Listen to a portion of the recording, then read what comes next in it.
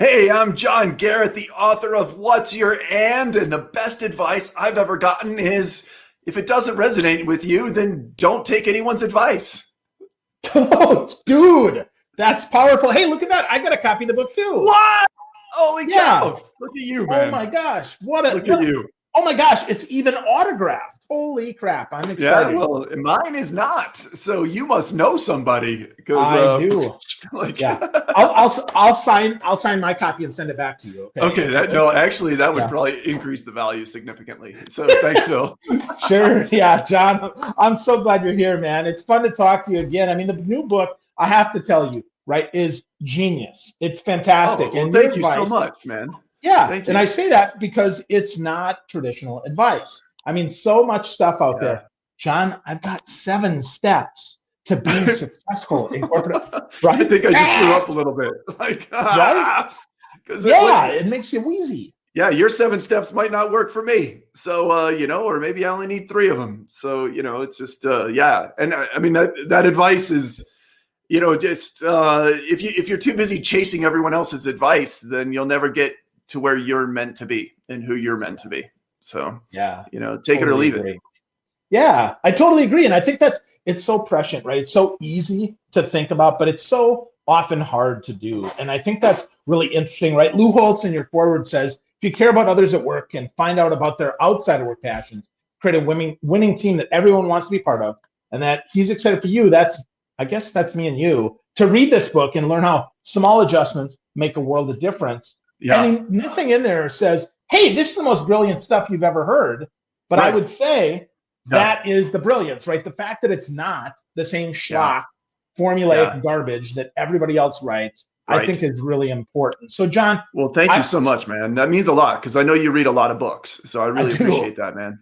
Thank you. Yeah, you bet. Yeah, absolutely, man. So let's think about that. Right? Let's talk about that. Let's rewind to where you figured out your and because you were what? You're a funny guy, and no, I, you're a CPA, right? You're a freaking CPA, and still we're yeah. friends. How does that happen? Talk to me. Well, I wasn't, I'm still not, yeah, I don't know. I passed the exam and, yeah, I was in that world for, yeah, gosh, about 7 years. And, yeah, and then left that to do stand-up comedy full time. And I was doing it at night for fun and, just as a hobby. And yeah, and so then, made that leap, but I don't advocate that anyone does that. It's crazy hard and it's insane. So don't do that. Most people have a hobby and keep it as a hobby. You're probably not good enough to make a living at it, to be honest. So, and you're not supposed to be. That's why it's a hobby. It's something that's fun and it lights you up. Yeah, I think that's so interesting, right? So many people are looking for the next hustle, instead of Right. it's my job and it's my hobby, which I think is Yeah. really important. Like, I don't know anybody that's going to pay me to be a professional pinball player. John, do you? Do you know someone? Because I'm Man, if looking they for good did, work. you'd be in heaven. Like that would be Woo-hoo! amazing. Right. Yeah, Yeah. right? Yeah. Right. Yeah. Or maybe not, because then it would be work. That's true. So That is maybe true. not, right? So Yeah. I think that's one of the instructive things as we think about this is Yeah. that it's okay to just be your and Yeah. let's remove the just and say it's okay to be your and. It's okay to be who you are, who you want to be, and that's Yeah. different. And I think your subtitle is really smart, right? Unlock the person inside inside the professional. Yeah. Really, Within the really smart. professional. Yeah. Yeah, because that's really the key here. We want to talk to the person. I mean, the best people that I ever worked with, I have to say, John, they were Yeah. not the people necessarily that were the best at their job. They're the people that I Oh, connected yeah. with the most Oh, for outside sure. of work. Yeah. Right? Yeah. No, I had a guy remember me. I was speaking at a pretty huge conference and it was about 900 people and I'm, I'm getting ready to go on stage. Like I'm getting mic'd up. I'm minutes away from being in front of about 900 people. And the meeting professional comes up and says, "Hey, do you know this guy named Mark Bumgarner?" And I was like, I never heard that name in my life. And she goes, "Well, he knows you. He saw all the speakers and right away said, I know John Garrett. That's the guy who did comedy at night." And I'm like, who the hell is this Rain Man? Like, how does he remember me? Like, this is crazy. And so I did the homework. He was in my first PwC office 12 years before that. And he worked in the tax department. And I don't know how taxes work. So I never once met him. I never once worked with him. It was unbelievable that he remembered me 12 years later for this hobby that I did of doing stand-up at night. He's like, I remember John. He's, the guy that did comedy. And that's crazy to me. And I think that we all have these hobbies and passions outside of work, and we all deserve to be remembered 12 years later. And for so many of us, we just hang our hats on our technical skills and, well, this is my job and I'm my best at my job. Yeah. I mean, unless you invented something or you're some savant, like the 0.1%, then you're completely forgettable. I mean, you're completely forgettable. And while you're there, work is not as enjoyable. So there's so many benefits to it. And I think we all deserve to be remembered 12 years later. I totally agree. I think it's interesting. Nobody ever says to me, Phil, I remember back when you were working, you could type 86 words a minute with 93% accuracy. Wow, dude. You were awesome. Nobody says that, right? Right? But that's what we hang our hat on, because we went to school and our continuing education and all of that is technical skills. And so we think that that's what's so important. And yes, be good at your job. I'm not saying not, but that's the standard. I mean, I'm assuming that we're all good at our jobs, but that's not it. Like, there's more to you, and there's more to what you can do and what you can bring to your company. And what's been really cool is, with all the research that I've done, is to find that there's other expertise that people have from these outside of work hobbies. So even if everyone in your law firm has the same law degree, but your expertise is different because of your personality, your outside of work interests. So it's really your differentiator. And what's really weird is that people don't want to lean into that, and that's the one thing that makes you unique. Yeah. And the one thing that I think helps you be really who you are and bring your full talent to work, because once people accept you, right, we're able to bring our full self and maybe be willing to go a little bit creatively and think about things, when we think about that, right? So Stan Phelps said something smart. He says, warmth trumps competence every day of the week and twice on Sunday. And that warmth, right, is, so John, what else do you do? What's your man? If we could ask that, I think, wouldn't it be much more powerful as we do that? And you talk specifically about how that elevates the employee experience. Because, we could talk about that for speakers and freelancers. Yeah, that's true. But let's talk about that inside an organization, where I think that's super important. So start with that and what you discovered through your research and your interviews and your great podcast. Yeah, absolutely. Well, I think we worry so much about the customer experience. And what I found, especially in the professional services world, the white collar nerds that I swim with daily, they're like me. They really forget about the employee experience. And I've talked to a lot of partners and executives that are like, if I lose a manager level person, I'm really in a jam. I mean, but if I lose a client or a customer, well, I can get another one. Not a huge deal. And so it's really taking care of your people. And then in turn, when you take care of your people, then clients will want to come, because your people are going to be happy. They're going to be more engaged, and they're going to be better at client service, better at being trusted advisors, better at all that stuff.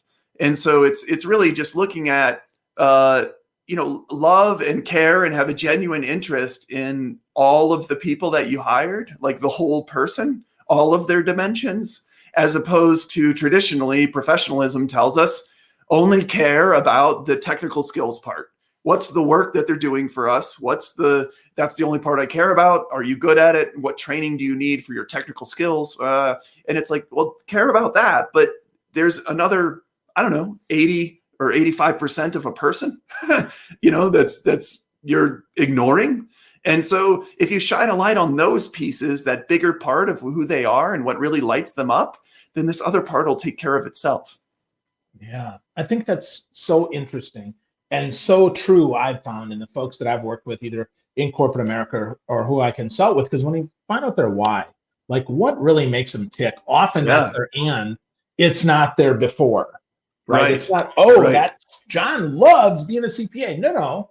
And he is a comedian, and he loves that. And that then lets him infuse all of his work with a sense of humor, a sense of comedy, a sense of Right. camaraderie, and actually build stuff. So I do think that helps our employee experience. But how do we start that, John? How do we start with an employee experience? If I'm a new manager and I've been told the whole time, oh my gosh, focus on getting as much as you can out of your team. Yeah. And you and I both know that it's important to care about the whole person. Yeah, How do yeah. we start that, John? Yeah, well, I think it's really important if you show an example, if you lead by example, if you're setting the tone for your group, it makes it a lot easier. I mean, people can still amongst themselves create a little circle of sharing these outside of work interests. But if you can set the tone at the top, it makes you a little bit vulnerable. It makes you human, because it's hard to forget, or it's hard to remember rather, that when these 22-year-old kids are coming out of college, and I said kids because I'm that old. And so they come out of college and, they look up to you as you're this invincible, all-knowing being. And, no, I'm just a regular guy who likes college football and ice cream and comedy, it's just, and so you can create those connections with people over something that's outside of work. And that conversation is just a much easier thing to have. So maybe it's hanging some pictures in your office, or having some trinkets on your desk, or the wallpaper on your computer, or it's opening that door to someone to say, hey, ask them, what's your and, because it's not an or. You're not a lawyer or a painter, or you're not an accountant or a cyclist. You're not, you're an and so it's just ask them, what's your and I find too that, I guess psychologically, there's this reciprocity that has to happen. If you share your outside of work interest, then the universe out of balance, and people will have to share it back. And so it's kind of cool. So you share first, and then it also shows that it's okay to be human. That I'm a regular person that has other interests, and actually having other interests is okay. And not only is it okay, it should be mandatory. Yeah, I totally agree with that. I think it's not just mandatory, because that's forced and that's compliance. But I think that's true. Right. But by that, I mean, by going first, we give the space, we offer them that opportunity here. And one of the stories in your book, I would have never expected. You talk about Ben Westbrook. He's a director of tax operations. Yeah. He also used to sing opera. John, that's even weirder than you, man. How does that happen? Right? How do tax people, awesome. Right? Is that even possible? It's so cool. In a huge accounting firm in New York City. He's a tax operations guy now, and he has his 2 music degrees hanging in his office there, and such a great guy. And his quote really supports that of how that's another example of how his outside expertise makes him better at his job. He's used to singing opera in front of huge theaters. So when his boss comes to him and says, hey, we have to give a presentation, he doesn't even have to think twice. I'm used to being in front of people. I've been exercising this muscle outside of work for years. So you put me in front of an audience, that's where I thrive. That's my home. And so, that's just such a great example. But instead, a lot of companies look at, well, who's been here longest? We'll use that person. Well, maybe that person likes jigsaw puzzles and should never be in front of an audience, but they're really good at something else. So, or when it comes to staffing clients, what kind of clients do you put on? If an opera singer comes in to have tax work done, Ben should be the one talking to them. They know the same lingo, they can hang out, they both think they're both awesome. Somebody like me that has never even been to an opera, I would, yeah, sure, I could do the tax work. Can I really relate? Can I actually create that relationship, that stickiness? That's really where it's all about. Yeah, well, so a couple things there. Let's break that down. When we're thinking about sales teams and how that works, right? If they have an outside interest, first of all, if that's an in common, right? If John and I both like opera, holy crap, right? This is an opportunity here. Even if we don't perform, but go deeper, now our and is opera, which makes that stickier. B, it leads to more referrals, right? Oh, because totally. now, oh my gosh, this is the one firm that's got opera singers employed as tax people. And then third, it's talkable, right? You improve your word of mouth Oh yeah. by giving people, if you will, to steal Jay Baer's word, right? It's a talk trigger. Right. Oh, that Right. accounting firm that has an opera singer. So there's Yeah. 3 quick benefits there, really simple, Yeah. without even trying, by just improving your employee experience and asking the question. So Yeah. what's your and, right? Yeah, yeah. And Ashley Bima is another great example of that, where she makes these amazing cakes. I mean, they should be in a magazine. They are crazy amazing. And so she creates Oreos covered, chocolate covered Oreos with the firm logo on them, and gives them to clients when they do some work with them. And I mean, how cool is that? I mean, it's just that's your differentiator. She loves making these baked goods and doing this creative work. Let her do that, and then let her share it and bring it to work. I mean, whatever your company does or whatever you're selling, the differentiator is rarely, the technical skills and what the work that you do.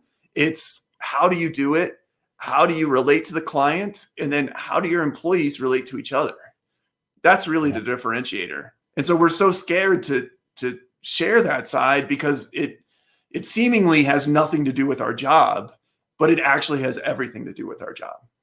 Yeah, I totally agree. I mean, that gets back to your best advice, right? If it doesn't resonate, if what you share doesn't resonate with anyone, right? I mean, it's okay, because frankly, it doesn't need to. If it resonates with one more person, like I talk about pinball, right? And you were kind enough to include a little quote from me in your book. For sure, man. That was so good. Yeah, thanks. But I think, pinball is a great metaphor for all of life. And we think about that, right? We have to share that in there. Yeah. We have to share that in there. And I'm just going to quickly share a little quote here that you attribute to me here. You said, why not just be yourself? Because honestly, we can share what makes us different. Then we can see what makes us the same. And I think it's important to be brave. And I say be brave because someone has to go first. And it's not often the first person that makes the biggest impact. It's that second person. Yeah. And I think that's where, as a leader, we go first, but we make it safe for that person to go second. And Absolutely. Then we create some energy, right? Then we create so then it's more of a habit and a practice instead of just an accident. Yeah, it becomes more normalized, I guess, where, then it actually starts to become part of the culture, where this is what we do. We talk about outside of work interests. We share them. We shine a light on them. We celebrate them.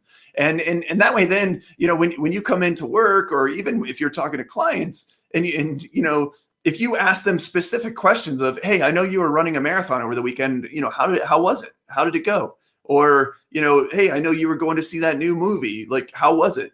And that way, then it shows people that you genuinely care about them. And in turn, they're going to genuinely care about you back, because it's like, wow, you actually care about me. It's not just, hey, do you have that report? Hey, are you going to make that sale? Or, hey, are you, we'll get to that. But, I actually care about you. And then you can have that conversation. And I found that if you lead with the and conversation first, it's easier to then take that to, okay, so by the way, how's that, what's the sales status, and whatever. But if you lead with the sales status, it's super awkward to take that then to, oh yeah, and you were going to see a movie. How was it? Because then it's a throwaway. It means that you really don't care, Yeah, for sure. And I think also when we lead with that, we have to slow down and actually listen to what they have to say. I mean, point. That's really big. As a leader, sometimes we get someone to check in the box. Oh, John says I should ask their answer. What's your answer? Okay, great. And now we're talking about the sales status. No, stop. Shut up. Yeah. Pay attention. Don't think about the thing. So when you ask, what's your and, as John brilliantly mentions in the book, right? And you'll see I got lots of notes here, so we'll probably go for a couple hours. There's a lot there that we can focus on in a lot of different ways, which is where no one piece of advice is perfect for anyone, which I think is what makes this book so good, John. Yeah. Well, thank you so much, man. That really means a lot. And at the end, the module 3 has 9 different examples that I've seen in the real world of how this is played out. And I'm really reluctant to share that. And I say it in when I get into that module, because what works at your company might not work at another company, or what you read in this book might not work for you, but these are ideas for you to take and then make them your own. They have to be tailored. They have to be customized. It has to be something that you'll actually do. It's one of those things that's simple but not easy. I think just like people tell me, I know I'm supposed to go to the gym, but I don't. I mean, it's simple, but it's not easy. And even if I go in, I don't know what to do, or you see all these people that are lifting all these crazy big weights, and I'm like, I don't know what to do or how to do it, or it's not my thing or whatever. But if somebody were to take me and take me to the gym and be like, well, let's customize something that you'll actually do, then I would probably go. And so it's kind of that kind of concept for companies to just take a couple of these things, 2 or 3, or 2 or 1, and just do it, and then see what happens. Start to see the conversations that happen. Start to see how people share, how people interact, how it transfers over into your client work, and then that's when that change is happening. And then the more it happens, and the more you reinforce it, then it becomes part of your culture. And that's that model of your culture core, because I look at it kind of as an apple of, your company is made up of people, but your people are made up of passions.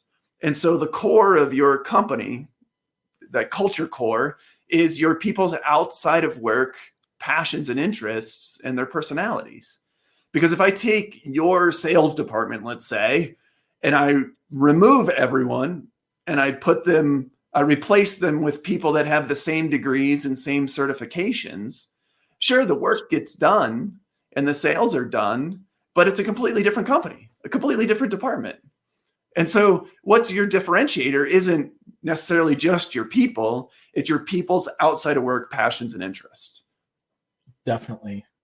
And we forget that so often because we get so locked in to doing the work in the right way, or doing the work in what we think is the right way. It's funny that you mentioned your culture core, because that was actually something that I was going to mention there. And I think it's so simple, but it's so not easy to remember. But if we take time every day, right? I like your suggestion here. You said take one idea, ask what you're and then see what happens, right? See what happens in the book. And you've got lots and lots of action items here. One that I want to share is your fun one that you talk about, email signatures. And I think, right, that's so simple. So talk to us about the power of email signatures and how we can use your and. It's so great. Yeah, because I mean, a lot of this doesn't have to be in your face, like, it's just subtle little things. Notre Dame football helmet right here behind me, wherever it is. Yeah, Notre Dame football helmet behind me. Clearly he likes college football. He likes Notre Dame. There you go. It's not in your face. It's just, there it is. And it's an email signature is such a perfect way. And it's also something that you can mix up. You can change. So Gusto is a payroll company, and they cleverly do in their email signatures, they'll have everyone put whatever their passion is with Gusto. So it'll be Phil plays pinball with Gusto, which is pretty awesome. So but then it's just in your email signature, and so if some people see it, great. Some people don't, also great. But the people that see it are like, wow, that's awesome. And then conversations start. The next time you talk to that person, you're gonna be like, pinball? Like, what's that all about? And then all of a sudden, or maybe they also love pinball, and then you're best friends for no reason. And so there you go.